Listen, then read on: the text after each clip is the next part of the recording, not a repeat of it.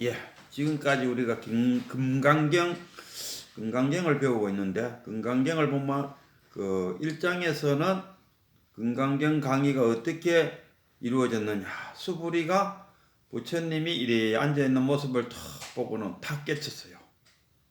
부처님이 자기랑 같이 공양 나갔다가 들어와서 같이 밥을 나눠 먹고, 또 부처님은 발을 씻고 정자를 탁 해갖고 산매에 싹 빠져있는, 그래갖고 제자들이 질문할 때까지 침묵 속에 탁 있는 그 모습을 보고 한번 그어서 다 깨쳤다. 그리고 2장에 가면은 소보리가 그러죠. 아이고 참 세존이시여 희유합니다. 왜? 열애가 보살들의 번뇌망상을 막아주고, 또 보살들로 하여금 깨닫도록 하는 그런 설법을 들으니 정말 희유합니다. 그러니까 여기 2장에서 우리가 가장 느껴야 될 것은, 이 열애가 보살들의 번뇌망상을 막고 보살들로 하여금 깨달음에 이르도록 한다 했을 때, 이 열애가 누구냐 이겁니다. 그랬을 때 우리 성본 스님은 이건 열애는 부처님을 말하는 것이 아니고, 그러니까 세존을 말하는 것이 아니고 자신의 본심, 본래 면모, 그 자신의 자기가 참나, 이것이 헌내망성을 막 주고, 또 여기 우리가 경전을 공부함으로써 불지견, 그러니까 근기가 높아진다 아닙니까? 그 높은 근기로 자신의 번뇌망성을 봐가지고 깨달도록 이룬다. 그런 법문을 들으니 참으로 세존에서 희유합니다. 들으면서 이제 수보리라는 것은 그 부처님의 10대 제자입니다. 10대 제자 중에서도 가장 그 공의 이치를 가장 먼저 깨치고 가장 지혜로운 10대 제자가 수보리입니다. 그래서 여기 수보리가 등장하는데, 수보리가 이제 세존한테 질문합니다. 보살도 이제 발심한 사를 우리가 깨달음을 얻겠다고 발심한 자가 보살입니다. 그럼 대보살은 뭐냐? 발심해서 깨달음을 얻은 자. 대보살은 그 마음을 어떻게 항복받고 또 생활을 어떻게 해 나가야 됩니까? 하고 이제 세존에게 물었어요. 물으니까 세존이 아이고 수보리야 착하구나. 내가 너의 질문에 답하겠다 해서 넘어간 게 이제 3장. 3장에 들어오면은 이제 마음을 어디다가 두어야 되냐 했을 때, 모든 중생들을 다 내가 구제하겠다는 그런 마음을 가져라. 그러지만 내가 다 구제했다는 그런 생각은 하지 마라. 그러니까 새가 하늘을 날아다니도 그 흔적이 없지 않습니까? 물고기가 물속을 헤엄치고 다니도 그 흔적이 남지 않듯이, 그대가 모든 중생 가면은 태아에서 난 거, 우리가 인간도 태에서 났잖아요. 그 다음에 알에서 난 거, 그 다음에 습한 거, 모기 이런 것들 습지에서 그냥 툭난대요. 그 다음에 저 지옥에서 사람이 불띠 나오는 거, 태생 이렇게 한 4종류로 나누고, 또 불교계의 조금 복잡하더라고요. 굳이 그까지 선을 공부하는 사람으로서 굳이 그거 다 번뇌망상에서 만들어진 33천이 있니 극락이 있니 이런 것들은 다 우리 선을 공부하는 사람들 입장에서 다 자신의 번뇌망상에서 지 스스로 만든 거다. 우리가 6대 윤회를 한답니까? 지옥, 악이, 또 짐승, 그 다음에 아수라, 그 다음 인간, 천상 이렇게 나눴을 때 6도가 되잖아요. 그 6도 윤회를 한다. 하루에도 지옥을 몇 번이나 갔다 오고, 하루에도 몇 번 극락세계 갔다 오고, 길 가다가 돈 10,000원짜리 하나 주면 극락세계요. 지갑 놓쳐버리면 지옥이고. 자기가 짓는 거다. 다 자기의 번뇌망상 속에서 일어나는 일이다. 그래갖고 이제 어쨌든 간에 3장에서는 중생 그 마음을 어디다 둬야 되냐 하면 모든 중생들을 내가 다 구제하겠다는 생각에 두고, 그리고 구제했다는 생각은 갖지 마라. 그렇게 이야기하고, 그 다음에 이제 4장에 오늘 하고자 하는 이야기는, 그러면은 그 깨달은 보살들은 어떻게 생활해야 됩니까? 하고 물었다 합니까? 그래갖고 그 세종께서 첫 마디가 보시바라미를 하시오. 그 우리가 소승불교와 대승불교에 대한 이해가 좀 있어야 되는데, 우리가 공사상 그 부처님이 돌아가신 이후에 이제 분파불교가 시작됐답니다. 그리고 막 각자 부처를 갖게 되버렸다 아닙니까? 각자 부처를 갖고 그걸 분파불교 한 200개로 쪼개졌다더만요. 그래서 유식론이 나오고 쪼갤도로 쪼개갖고 그 뭐 6식, 7식, 8식, 9식이 막 쪼개갖고 뭐 복잡하게, 그 인도인들은 정말 그 논리적이지 않습니까? 영이라는 개념을 만들었다 아닙니까? 참 인도와 중국 사람들하고 차이점이 분명한 거는, 중국 사람은 자연적입니다. 그러나 인도 사람들은 아주 철학적으로 논리적이죠. 논리적. 그래갖고 그 3세기쯤 돼갖고 그 대승불교가 만들어졌어요. 대승 그 공의 개념에서 더 번창해갖고, 우리가 그 소승은 열반이 끝이라고 봐요. 열반에 들어갔으면 됐지, 아라한이 됐으면 됐지, 아라한 이후에 또 뭐 있노? 아라한 되면은 그걸로 공부는 끝이다 이렇게 하는데, 그러나 이제 대승이 되면은 아니다. 백척간두에서 그 눌러 앉으면은 거기서 풀이 난다. 백척간두에서 진일부 하시오. 뛰어내려라. 뛰어내릴 때 어디로 뛰어내려야 됩니까? 저 바깥으로 뛰어내려야 됩니까? 자기 마음으로 뛰어내려야 됩니다. 불교는 유물론이 아니고 유심론, 자신의 본래 면목으로, 본래 자기 자리로 돌아가는 것이 그 깨달음이라 할까. 본래 면목 그 자리로 가는. 그래서 어쨌든 간에 그런 뜻을 갖고 있는 게 대승불교입니다.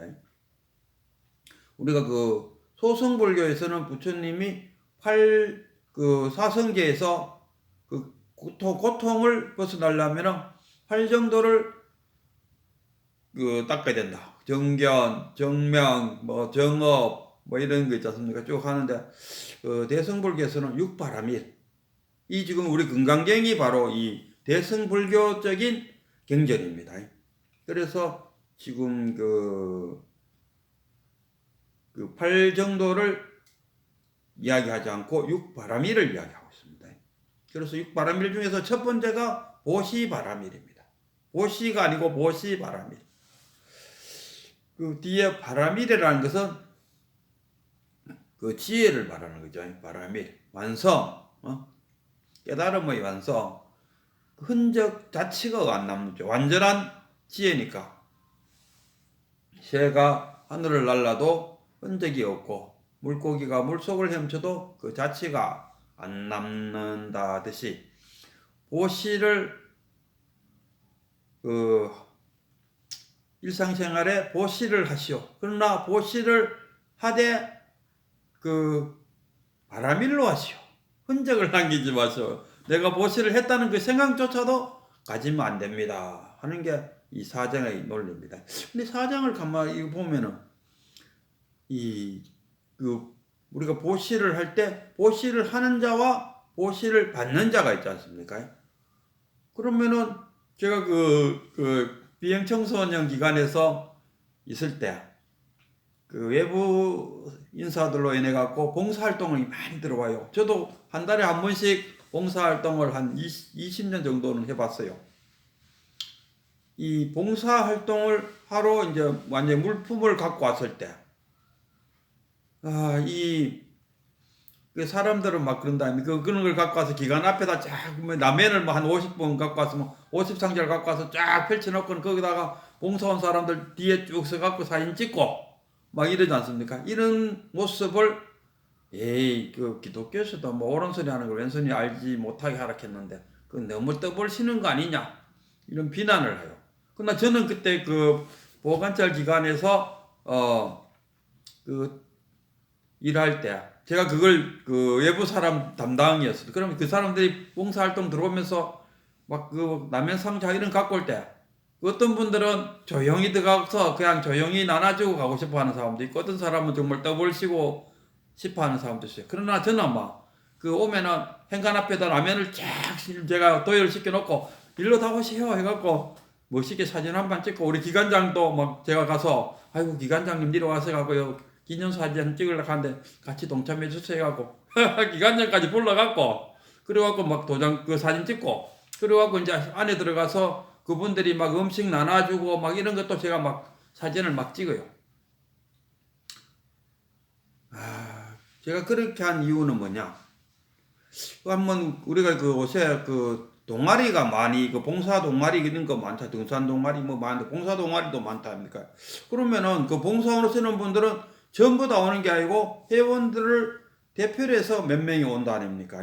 그러면은 이제 와서 그 뭐 자기 마음대로 그 흔적도 안 남기고 그 정말 뭐 새가 날아간 흔적 없고 물고기가 뭐 헤엄쳐간 흔적 없이 그냥 와서 그 다음 달에 그 자기들 그 동아리 원래 회 때 갈 거 아닙니까? 지난달에 몇 월 며칠 날 우리가 봉사활동 가서 봉사활동을 하고 왔습니다 하면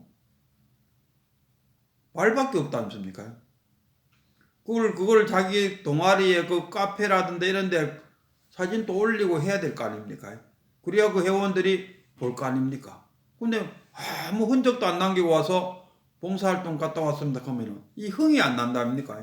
거꾸로 그리고 제가 그 사진 찍고 막 한 걸 그 사람들한테 다 보내줘요. 그럼 그거를 자기 카페에다 올린다 아닙니까? 그 카페에 올리면은 그 회원들이 지난달에 우리 그 회원들이 그 기관에 가서 봉사활동을 이렇게 하고 뭐 이런 장면들이 쫙 볼 수 있지 않습니까? 그거 보면은 신명이 난다 아닙니까? 아이고 나도 다음 달에는 같이 여기 동참해야겠다는 생각이 든다. 그러면 한 사람 더 봉사활동에 더 많은 사람들을 참여시킬 수 있습니다. 그리고 또 저는 이렇게 표현합니다. 아니 그러면은 현관에 라면 박스를 쫙 세워놓고 사진 찍어갖고 거기 있는 라면을 들고 들어가서 애들한테 끓여갖고 라면 한 그릇을 준 거나 그럼 사진 안 찍고 그냥 들고 들어가서 라면 끓여갖고 라면 한 그릇 준 거나 먹는 아이들은 뭐 다른 차이가 있습니까?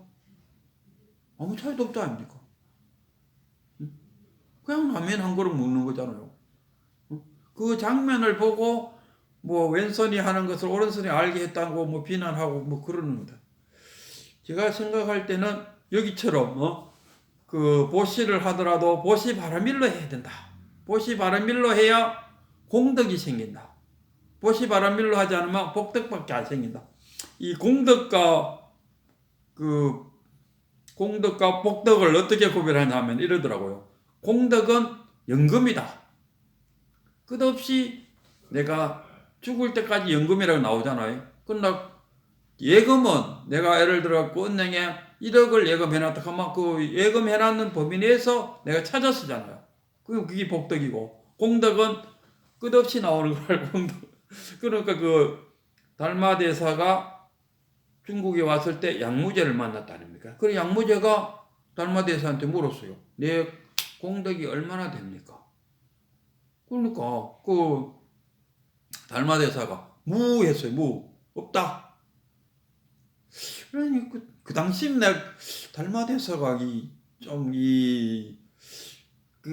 만들어낸 이야기. 난 이런 그 어록 같은 거 볼 때 이거 만들었다 싶어요. 달마대사쯤 되는 이런 사람이 양무제를 만나갖고 내 공덕이 얼마냐고 물었을 때 무라고 말했다는 것은 이 만들려진 공언이 아닐까, 어록이 아닐까. 만들려진 어록이다. 왜? 달마대사라는 그 정도의 인품이 왔는데 그 국왕이 내 공덕이 얼마냐고 물었는데 무라고 말하는 그런 이 진짜 무리한 이야기잖아요. 이 무라고 말하는 것은 공덕과 이 보시바라미를 그쪽을 강조하다 보니까 이런 무자가 나왔는데 그래서 만약에 달마대사가 정상적이면은 임금이 물었을 때 이 공덕과 복덕이 있는데 대왕께서 지금 이렇게 하신 것은 공덕은 비록 안 될지언정 복덕은 너무너무 많습니다. 이랬으면은 뭡니까 양무제가 물어볼 거 아닙니까? 아이고 어떻게 하면 그런 막 공덕을 쌓을 수 있겠습니까? 하고 물었을 거 아닙니까? 그럴 때 정상적이면은 달마대사가 양무제한테 이야기하죠. 그거는 깨달아야 됩니다. 지금 대왕께서는 좋은 절도 짓고 경전도 꾸미고 뭐 승려들도 많이 장려하고 하는 이거는 복덕을 짓는 것인데 진짜 중요한 것은 대왕께서 지금 깨치지를 못했으니까 대왕께서 깨치고 이런 일을 하시면은 그 모든 것이 다 공덕이 됩니다. 이렇게 딱 이야기해야 이 정상인데 한마디로 하고는 뿔따고 나갔고 왕이 내 앞에 있는 그대는 누구야? 하니까 뭐랍니까? 모르요. 모른다. 불식. 아니 뭐 이딴 놈이다 해서 자기가 자기를 모른다는 게 말이 되나? 이래서 양무제랑 깨졌다. 그래갖고 달마대사가 뭐 소림사 뒤 산에 올라가고 9년 동안 벽을 보고 반성하고 있었는가? 9년 동안 양무제를 잘못 내가 말했다 싶어서 9년 동안 반성하고 있었는가? 반성하고 있었는지 어쨌는지는 모르지만 어쨌든 간에 이 꾸며진 어록 그 자체도 결국 제가 볼 때는 달마가 할 수 있는 대답은 아니었다. 결국 그것도 어록에 누군가 깨닫지 못한 어떤 자가 꾸미놓은 엉터리다. 달마대사가 제 같은 소인배도 아이고 대왕께서 한 일은 비록 공덕이라고는 뭐나 할 수는 없을런지 몰라도 복덕은 엄청나게 큰 복덕을 짓고 있습니다. 그래서 기분이 좋아갖고 아이고 내가 공덕이 안 된다 하니 그럼 뭐야 공덕이 될 수 있나 하고 또 물어봤을 거 아닙니까? 그럴 때 아이고 대왕께서 이 깨달음을 얻어야 됩니다. 이래 한마디만 했으면은 아이고 굳이 뭐 소림사까지 안 가도 됐었어요. 끝나 무슨 일로 뭐 달마대서 소림사 간 거는 맞는 모양이죠. 그러니까 그 과정을 설명하는 와중에 누군가 꾸며놓은 어록이다. 저는 이렇게 생각합니다. 그래서 저희 그 이야기의 요점은 이 봉사활동을 가름에 있어서 굳이 자기 이름을 숨기면서 뭐 기다리 아저씨 뭐 1억 기부했다. 굳이 그럴 건 없어요. 당당하게 요새 보면 매일신문에 뭐 1억을 기증하면 거기에 어소시스트인가 거기에 이름을 올려주더라고요. 그래갖고 거기에 더 많은 사람들이 그 1억 멤버에 더 많은 사람들이 참여하도록 독려하고 그리고 그런 분위기 봉사하면 참 좋고 대중들로부터 칭찬을 받을 수 있는 좋은 일이라고 그런 분위기를 만들어야 거기에 동참하는 사람들이 점점 더 많을 거 아닙니까? 그래서 그런지 지금 불교나 기독교 양쪽을 비교해보면은 불교보다는 기독교인들이 봉사활동에 훨씬 더 많이 참여하고 있다는 얘기. 그리고 우리 불교는 그만큼 상대적으로 봉사활동에 덜 참여하고 있다. 덜 참여한 이유가 뭐냐? 그러면 혹시 자기가 그 어설프게 봉사활동하다 그게 들켜갖고 비난받으면 어떡할까? 이런 생각이 있어서 덜 하는 건지 아닌지 어쩐지 몰라지만 제가 하고 싶은 이야기는 이 봉사활동은 남이 알든지 말든지 그런 것을 초월해갖고 우리가 초월한다. 그런 말 잘 하잖아요. 불교에서는 들어가도 30방 나가도 30방 어떻게 하겠느냐 했을 때 거기에 매달리지 말고 그걸 초월해버려. 아이고 시냇물이 졸졸졸 잘 흘러갑니다. 스님 그 시냇물 흘러가는 소리 들립니까? 이 한마디로 거기서 툭 벗어나. 아이고 들어가야 되나 나가야 들어가도 30방 나가도 30방 왜 해야 되나? 거기에 매달리면은 답이 없죠. 거기서 툭 벗어버려. 아이고 오늘 보이기냐 하늘도 푸른 하늘에 하얀 구름이 떠가는데 더욱 하얀 구름이 더욱 하얗게 보이네. 이게 답입니다. 이게 선택인 답이죠. 거기에 매달리면 아이고 봉사활동을 내가 하긴 하는데 이거 알려야 되나 숨겨야 되나 거기에 매달리면은 정말 진정한 봉사활동이 안 되죠. 거기 툭 벗어나버려. 아이고 그 내가 갔다 오니까 그 봉사활동 가서 그 어린 아이에 우리가 지금 제가 참 저도 봉사활동 다니면서 늘 이야기합니다. 우리 회원들하고 그 집에 가서 애들이랑 밥을 해갖고 같이 우리는 가면은 그 점심을 해갖고 그 애들이랑 같이 나눠 먹고 그렇게 오는 그런 봉사활동이었는데 저는 그 늘 이야기합니다. 우리가 가서 점심을 나눠 먹는 거, 이것은 애들이 배가 고파서 우리가 같이 점심을 나눠 먹는 건 아니다. 하나의 수단이다. 애들은 배가 고파서 그 고픈 것이 아니고 애들은 정이 고프다 아닙니까? 정 고픈 애들이라요. 지금 그 독거노인 그 혼자 있는 어린아이들, 이네 아들은 정말 배고픈지 몰라도 지금 기간에 수용되어 있는 애들은 먹고 자고 입고 하는 거는 풍족해요. 봉사활동 가보면 알겠지만은 그 봉사활동 그 기간에 가서 그 기간에 냉장고 문을 열어보면은 우리 집 냉장고보다가 더 풍성해요. 그러니까 먹고 자고 입고 하는 것은 그 봉사자들에 의해 갖고 충분해요. 그러나 그 애들이 정말로 부족한 것은 뭐냐? 정말로 부족한 것은 정고품입니다. 정이. 그 애들한테 필요한 것은 이 피부 접촉. 일반 가정에 같으면 자기 아들이라든가 이렇게 안아주고 업어주고 따뜻한 말 늘상 들려주잖아요. 그 아들은 피부 접촉도 안 되고, 아이고 너 잘한다, 아이고 잘하네. 제가 봉사활동 가서 우리 그 회원들한테 절대 이 애들한테 아이고 너 그렇게 하면 안 돼, 요렇게 해야 돼, 이런 말은 절대 하면 안 됩니다 하고 누누이 강조해요. 그래도 안 되더라고요. 가면은 이야기하는 사람 이거 들어보면은 야 네가 요렇게 해갖고 앞으로는 이렇게 해야 된다, 네가 지금 하는 거는 나쁜 행동이야, 이렇게 이야기해요. 애들은 그런 소리는 수도 없이 들었어요. 그런 이야기 말고 목소리가 약간만 커도 야 너 오늘 기분이 좋은 모양이다, 너 오늘 진짜 씩씩하네, 야 너 나중에 장군이 될지도 모르겠구나, 이런 식으로 애들을 자꾸 기를 살려주는 그런 이야기를 하다가 오라고 그렇게 이야기해도 그게 자기가 살아온 어떤 업인모죠. 자신의 업에 의해서 남한테 칭찬할 줄 모르는, 오직 그 나쁜 행동만 눈에 들어와서 그 행동만 지적해주고 오는 그런 봉사자들이 있어요. 근데 그럴 때마다 누누이 당부합니다. 봉사기관에 가서 그 애들을 접했을 때 그 애들의 그 나쁜 장면을 보지 말고 그 애의 좋은 점을 보고 그 좋은 점을 키워주는. 교도소에서도 이런 이야기가 있었어요. 교도소에서 그 심리검사를 하는데 어느 그 재수자가 왔는데 그 재수자한테 딱 한마디밖에 안 했어요. IQ 검사를 해보니까 당신 머리가 정말 좋네요. 딱 이 한마디밖에 안 했어요. 그런데 이 사람은 그 한마디가 자기한테 큰 희망이었어요. 자기는 늘상 머리가 나빠서 공부도 못하고 이런 줄 알았는데 머리가 좋다고 하니까 그래? 그래서 탁 자기의 새로운 몸매를 딱 발견했다. 거기서 자신감이 생기고 뭔가를 해나가면서 그 나중에 큰 공장의 사장이 됐대요.